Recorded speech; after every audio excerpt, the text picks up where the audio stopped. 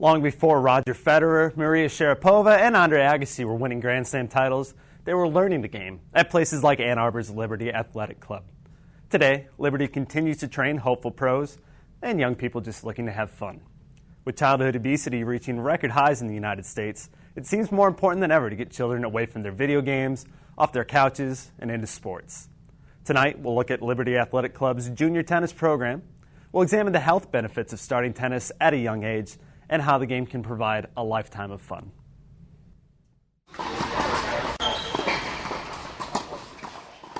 The familiar sound of players warming up before practice.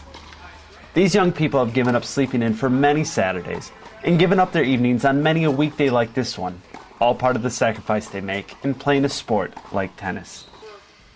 Their coach has seen dozens of dedicated young people such as these pass through the doors of Ann Arbor's Liberty Athletic Club during his tenure here. We wondered just how many players there were currently at Liberty. Probably close to 100, maybe more if you count in the beginner classes, the peewees and things like that. They come in all shapes, sizes, and genders. I'd say probably 60, 70%, I'm guessing boys maybe. Peewees, we start them off at age 4, so that's the minimum. Sometimes 3.5 sneak in if they're like pretty well coordinated and they can listen. Otherwise, our juniors will go up to about 18 till seniors in high school, and then after that, they can play in USTA teams. What brings these young people out every weekend? With the appeal of Saturday morning cartoons and breakfast on the couch in pajamas calling, why did these young men and women come with such dedication to a sport that gets little to no national recognition? When I was younger, my parents just belonged to a country club, and I just went out and played one day and I had fun, and I decided I'd keep with it, and then I played a lot more. Well, my stepdad played a lot of tennis, and he has a son who played a lot of tennis too, and he's older than me, so when I was little and it was like summertime or just a nice day, they just take me out to like the outside courts and just like try and teach me how to play tennis. Many of these young people had parents who played the game as kids. That lifelong love of tennis is passed from parent to child. We put him in group lessons. For a couple of years, he was just sort of running around having fun, not paying attention to all that much. Then all of a sudden, he decided he wanted to play a lot.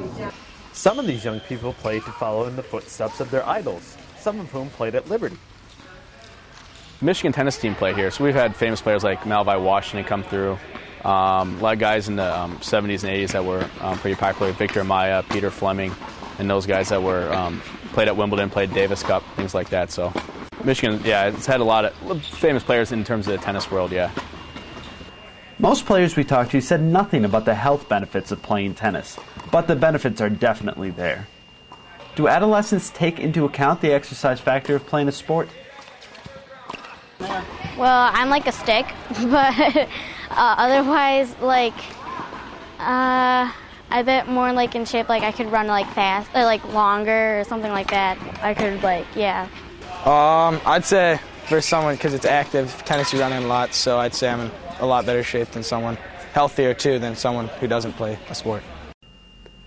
The average adolescent spends 6.5 hours a day in front of the TV, either watching DVDs, TV shows, or playing video games. Jennifer Liu and Andrew Mushbaugh are not your ordinary adolescents.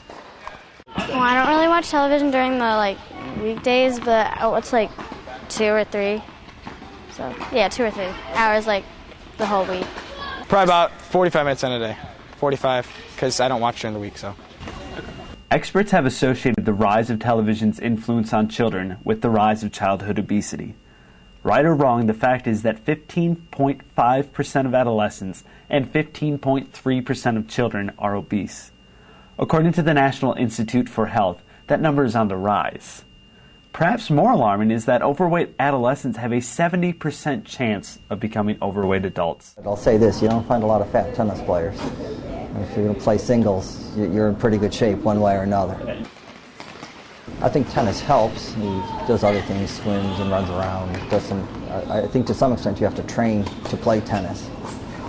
I think it's very important. I mean, you get the health aspect, but you get a lot of other aspects too.